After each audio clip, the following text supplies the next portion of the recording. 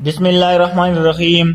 आज हम स्टार्ट करने वाले हैं 11th class chemistry chapter number 2 atomic structure या स्ट्रक्चर ऑफ एटम। इसमें हम सबसे पहले इंट्रोडक्शन की बात करेंगे और इंट्रोडक्शन में हम एटम और स्ट्रक्चर ऑफ एटम की बात करेंगे। इसके बाद हम discovery of electron, discovery of proton और डिस्कवरी ऑफ न्यूट्रॉन को डिस्कस करेंगे। तो सबसे पहले हमारे पास एटम क्या चीज़ होता है। तो एटम का जो वर्ड है वो एक लैटिन वर्ड से डिराइव हुआ है जो कि है हमारे पास एटोमस, और यानी एटम का वर्ड लैटिन वर्ड से डिराइव हुआ है, लैटिन वर्ड, और वो है एटोमस। और एटोमस का मतलब क्या होता है? इनडिविजिबल।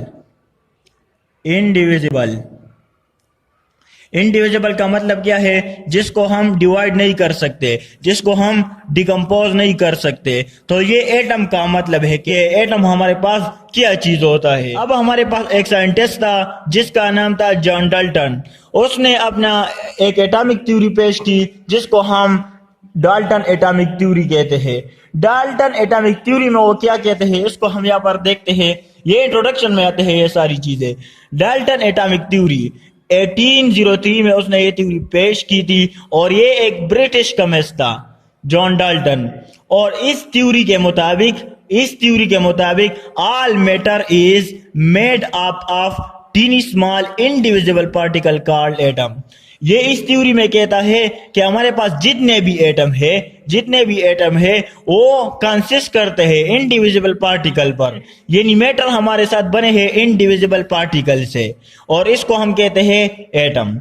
ये जॉन डाल्टन की एटॉमिक थ्योरी थी।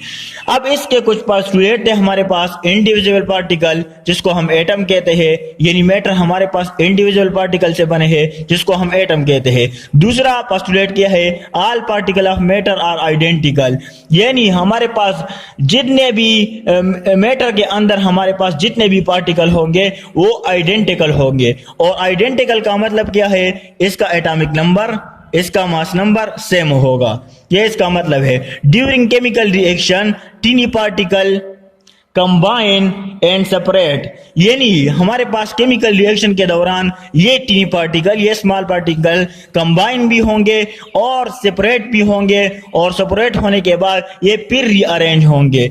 ये इसका तीसरा पोस्टुलेट था। चौथा पोस्टुलेट क्या है? Tiny particle neither be created or not destroyed. ये जो छोटे छोटे पार्टिकल हमारे साथ मौजूद है इसको हम ना तो क्रिएट कर सकते हैं और ना हम इसको डिस्ट्रॉय कर सकते हैं। ये डाल्टन की एटॉमिक थ्योरी थी जो उन्होंने 1803 में पेश की थी। अब ये थ्योरी फेल क्यों हुई? तो इसके कुछ ड्रॉबैक थे। पहला ड्रॉबैक क्या है? Atom is divisible particle. इसने कहा था कि एटम हमारे पास इनडिविजिबल पार्टिकल है।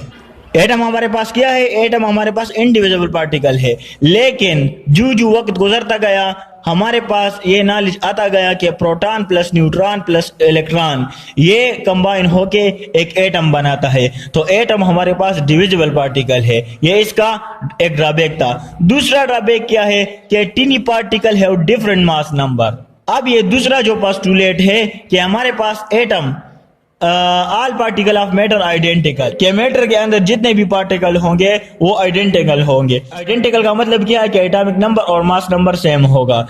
पर यहाँ पर हमारे पास मास नंबर सेम नहीं होता, क्योंकि मास नंबर हमारे पास डिफरेंट आइसोटोप पर आ जाते हैं। आइसोटोप का मसला यहाँ पर बन जाता है, तो मास नंबर हमारे पास फिर सेम नहीं होता।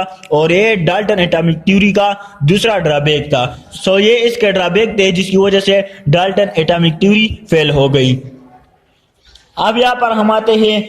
अब डाल्टन एटॉमिक थ्योरी के फेल होने के बाद 19th सेंचुरी के स्टार्ट में और 19th सेंचुरी के एंड में हमारे पास यही कंसेप्ट था कि मैटर हमारे पास टीनी इनडिविजिबल पार्टिकल से बने हैं। लेकिन जो वक्त गुजरता गया हमारे पास साइंटिस्ट आते गए, जिसमें हमारे पास बोहर था, रदरफोर्ड था और गोल्डस्टाइन था, और इसके अलावा जे थॉमसन था। उन्होंने डिफरेंट एक्सपेरिमेंट परफॉर्म किए और इस एक्सपेरिमेंट के नतीजे में उन्होंने एक रिजल्ट दिया कि एटम हमारे पास इनडिविजिबल पार्टिकल नहीं है बल्कि डिविजिबल है, क्योंकि एटम हमारे पास बना है प्रोटॉन से प्लस न्यूट्रॉन से और प्लस इलेक्ट्रॉन से। ये कंबाइन होके हमारे पास एक एटम बनाते हैं और इसको हम कलेक्टिवली क्या कहते हैं, सब एटॉमिक पार्टिकल। यानी सब एटॉमिक पार्टिकल कंबाइन होके एक एटम बनाते हैं। इसके बाद डिस्कवरी ऑफ इलेक्ट्रॉन और डिस्कवरी ऑफ प्रोटॉन के बाद जे थॉमसन ने अपना प्लम पुडिंग मॉडल दिया।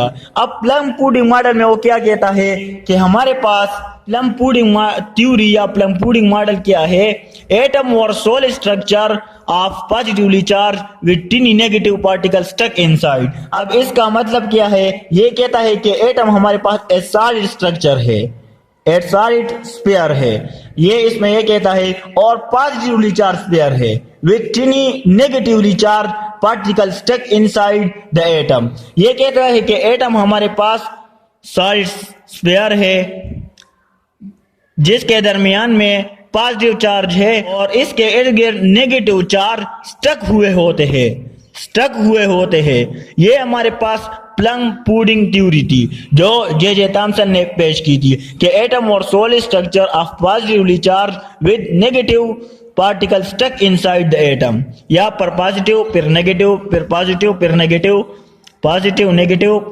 Positive negative positive. इसी तरह हमारे पास ये प्लम पुडिंग थ्योरी थी। प्लम पुडिंग का मतलब क्या है, प्लम पुडिंग का मतलब है जैसे कि हमारे पास वाटरमेलन में जो उसके बीज होते हैं वो स्टक हुए होते हैं उसमें, तो इसी तरह हमारे पास प्लम पुडिंग थ्योरी भी थी। उसने एक कंसेप्ट दिया था कि एटम भी हमारे पास जस्ट लाइक वाटरमेलन, उसके जो बीज होते हैं वो स्टक हुए होते हैं, इसी तरह हमारे पास इलेक्ट्रॉन भी उसमें स्टक होते हैं एटम में। तो ये प्लम पुडिंग थ्योरी थी। अब हम जाते हैं डिस्कस करते हैं, इसको हम वन बाय वन डिस्कस करेंगे कि इलेक्ट्रॉन की डिस्कवरी किस तरह हुई, प्रोटॉन की डिस्कवरी किस तरह हुई और न्यूट्रॉन की डिस्कवरी किस तरह हुई। तो सबसे पहले हम डिस्कस करते हैं कि third rays and discovery of electron, कि डिस्कवरी ऑफ इलेक्ट्रॉन किस तरह हुई। तो हमारे पास एक साइंटिस्ट था विलियम क्रोक्स, जिन्होंने डिस्कवरी ऑफ इलेक्ट्रॉन की थी 1879 में। और डिस्कवरी ऑफ इलेक्ट्रॉन उसने किस तरह की थी, तो उन्होंने एक डिस्चार्ज ट्यूब लिया था। ये हमारे पास एक ग्लास ट्यूब है जिसमें दो इलेक्ट्रोड लगे होते हैं, एक ये वाला और एक ये वाला। इसको हम एनोड कहते हैं और इसको हम कैथोड कहते हैं। एनोड पर पॉजिटिव चार्ज होता है और कैथोड पर नेगेटिव चार्ज होता है। और यहाँ पर एक वैक्यूम पंप लगा होता है। वैक्यूम पंप का फंक्शन क्या होता है कि ये प्रेशर को मिनिमाइज करते हैं इनसाइड द ट्यूब। यहाँ पर प्रेशर को कम कर देता है ट्यूब के अंदर से।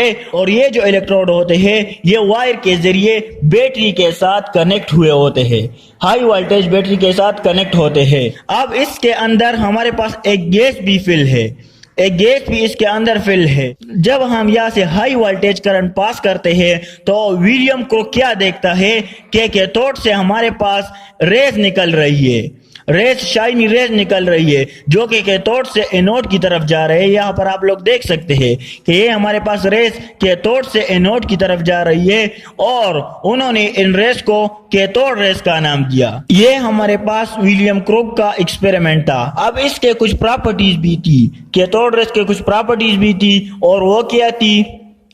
अच्छा, इस एक्सपेरिमेंट को हम डिस्चार्ज ट्यूब एक्सपेरिमेंट कहते हैं या इलेक्ट्रिक डिस्चार्ज ट्यूब, इस ट्यूब को कहते हैं। प्रॉपर्टीज ऑफ कैथोड रेज, पहली प्रॉपर्टीज ये थी कि ये मोशन करती है इन स्ट्रेट लाइन। ये कैथोड रेज जब कैथोड से निकलती है तो ये स्ट्रेट लाइन में जाती है, फ्रॉम कैथोड टूवर्ड एनोड। दूसरी प्रॉपर्टी क्या है कि शैडो प्रोडक्शन, जब कैथोड रेज के सामने, कैथोड रेज के रास्ते में कोई भी ओपेक ऑब्जेक्ट रख दिया जाता है। ओपेक ऑब्जेक्ट का मतलब क्या है, जो ट्रांसपेरेंट ना हो, जिसके हार पार कुछ भी नजर ना आता हो, उसको हम ओपेक ऑब्जेक्ट कहते हैं। तो ये शैडो कास्ट करता है उस ओपेक ऑब्जेक्ट का। फॉर एग्जांपल ये हमारे पास कैथोड रेज है और इसके आगे हम कोई ऑब्जेक्ट रख देते हैं तो ये इसका शेडो कास्ट करता है यहाँ पर, तो इसको हम कहते हैं शेडो प्रोडक्शन। और ये इसकी एक प्रॉपर्टीज है कैथोड रेज की। और ये शेडो प्रोडक्शन किसने देखा था, हेटोफ ने 1869 में ये देखा था। अब तीसरी प्रॉपर्टी है कि behaviour in magnetic and electric field, जब हम कैथोड रेज को मैग्नेटिक फील्ड और इलेक्ट्रिक फील्ड के प्रेजेंस में पास करते हैं तो ये डिफ्लेक्ट होते हैं टूवर्ड पॉजिटिव चार्ज। तो इससे हमें ये इंफॉर्मेशन मिल जाती है कि कैथोड रेज हमारे पास नेगेटिवली चार्ज रेज है। चौथी प्रॉपर्टीज क्या है कि चार्ज टू मास रेशो, कि इसका चार्ज कितना है और इसका मास कितना है। प्रोड्यूस हीटिंग, ये हीटिंग काज करती है। जब ये किसी भी ऑब्जेक्ट के साथ टकराती है कैथोड रेज, तो ये उस बॉडी का टेम्परेचर इंक्रीज कर देता है, तो इसको हम कहते हैं produce heating. Production of cathode rays, cathode rays की एक खास जो प्रॉपर्टी है वो ये है कि हम इसमें इलेक्ट्रोड यूज करते हैं, हम इसमें गैस फिल करते हैं इलेक्ट्रिक डिस्चार्ज ट्यूब में। तो हम कोई भी इलेक्ट्रोड यूज करें या हम कोई भी गैस यूज करें तो प्रोडक्शन ऑफ कैथोड रेज पर कोई भी इफेक्ट नहीं होगा। जितना प्रोडक्शन इसमें होता है वही का वही प्रोडक्शन इसमें होगा, क्योंकि ये डिपेंड नहीं करता इलेक्ट्रोड पर और जो गैस हमने फिल की है। जो आखिरी बात हमारे पास नोट करने वाली है वो है charge particle emerging from cathode were given the name electron by G.J. Stony 1874। आखिरी जो बात है, ये हमारे पास रेज नहीं थी, ये हमारे पास असल में इलेक्ट्रॉन था। ये एक पार्टिकल था जिसको हम इलेक्ट्रॉन कहते हैं, और ये किसने कहा था? G.J. स्टोनी ने 1874 में कहा था। तो ये डिस्कवरी ऑफ इलेक्ट्रॉन थी जो विलियम क्रुक ने ये एक्सपेरिमेंट परफॉर्म किया था। Okay, thanks.